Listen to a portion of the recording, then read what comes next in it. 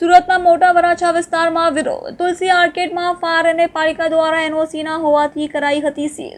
તુલસી આર્કેડમાં 350 દુકાનો આવી છે. વેપારીઓએ ફાયર એનઓસી મેળવી લીધા છતાં સીલ ખોલાયા નથી.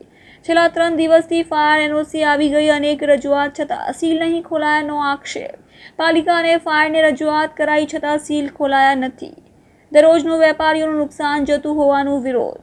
મારી કપડાની દુકાન છે આ તુલસી આર્કેડની અંદર, અને આ એનઓસી આવી ગઈ છે. અમે લોકો બધા રજૂઆત કરીએ છીએ કે ભાઈ હવે એનઓસી આવી ગઈ, તમારે એનઓસી નહોતી એના કારણે તમે અમારું શોપિંગ સીલ કર્યું છે. આજે એનઓસી આવી ગઈ છે તો અમારું શોપિંગ ખોલી આપો. સીલ કરીને 8 દિવસ થયા છે અને એનઓસી આવી ગયા એના 3 દિવસ એટલે 10 દિવસ થઈ ગયા શોપિંગ સીલ કર્યું. રોજે બધાને પોતપોતાના ધંધા કરે. હું મારું વાત કરું બરાબર છે, તો મને રોજે 10,000ની નુકસાની જાય છે. શું કહેવામાં આવે છે તંત્ર તરફથી એક જ જવાબ આપવામાં આવે છે, જ્યાં લગીને સરકારની ગાઈડલાઈન નહીં આવે ત્યાં લગીને અમે કોઈ વસ્તુ નહીં કહીએ.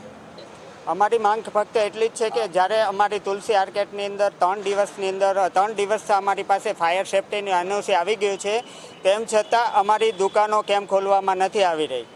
અમારી દુકાનો અત્યારે જે આમાં 70% ભાડુઆત છે અમારા કોમ્પ્લેક્સની અંદર. એ લોકો રોજગાર કરવા બહારથી આવી રહ્યા છે, સૌરાષ્ટ્રથી ઠેઠથી અહીંયા રોજગાર કરવા આવ્યા છે. તો એની માટે એનઓસી આપણે કમ્પ્લીટ કરવા છતાં એની પાછળ હજારો પરિવાર છે, એનો પણ ભરણપોષણ ચાલી રહ્યું છે. તો આની અંદર ખરેખર સરકારે એનઓસી હોવા છતાં નહીં ખોલી દેવામાં પાછળનું કારણ રજૂ કરવું જોઈએ, અને કાં પછી લોકોને ધંધો કરવા માટે છૂટ આપવી જોઈએ.